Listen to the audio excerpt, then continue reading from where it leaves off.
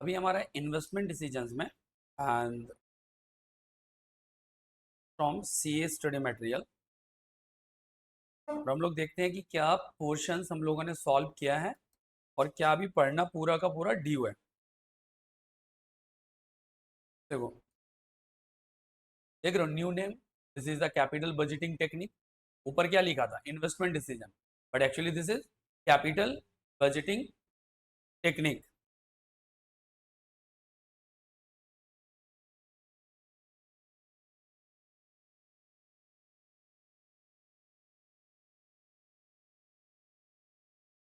Side वाला भी खोल दिया है ना, बोले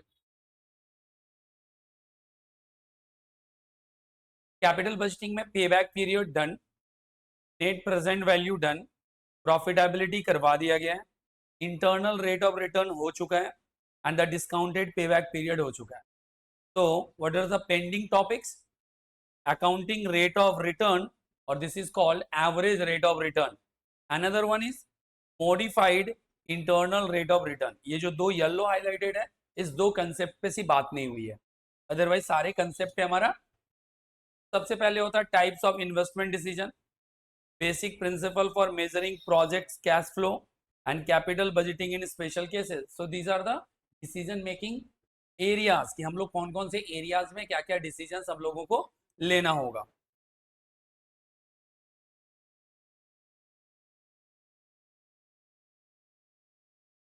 capital budgeting, the theoretical part, what is the purpose of capital budgeting, सारा डिस्कशन करवाए थे।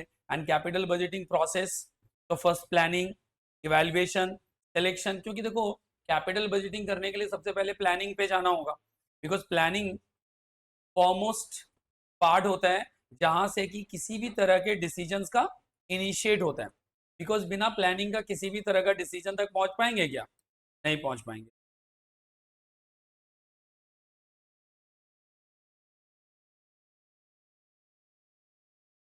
Planning, evaluation, and then after that selection, implementation, control and review। Review क्यों होता है?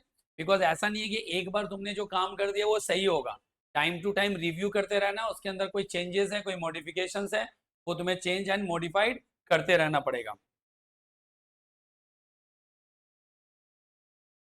तो दिस थ्योरेटिकल पार्ट तुम लोगों को घर पे करना होगा। And the types of capital investment decision, so on the basis of firms existence and on the basis of situations.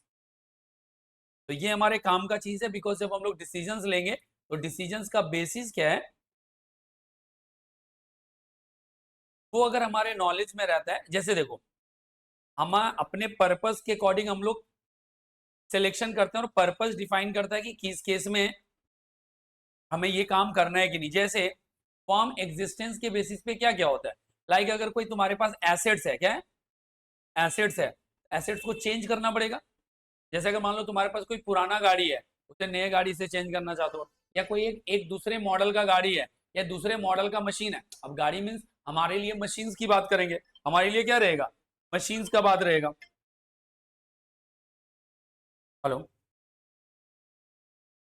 On the firms existence basis of firms. तो सबसे पहला काम होता है रिप्लेस करना। मान लो कि कोई पुराना मशीन चल रहा है, तो देखो एक समय क्या प्रोडक्शन खराब आएगा, क्वालिटी खराब निकलेगा, हमें चेंज करना होता है। चेंज करने से इफिशियंसी बढ़ता है, प्रोडक्शन, तो चेक करना पड़ता है कि बदलना सही है या जो चल रहा है उससे काम होता रहेगा। एंड देन एक्सपेंशन डिसीजन, नहीं नहीं, हम कुछ बदलना नहीं है, हम अभी 1000 यूनिट बना रहे हैं, नाउ प्लानिंग टू प्रोड्यूस 1500।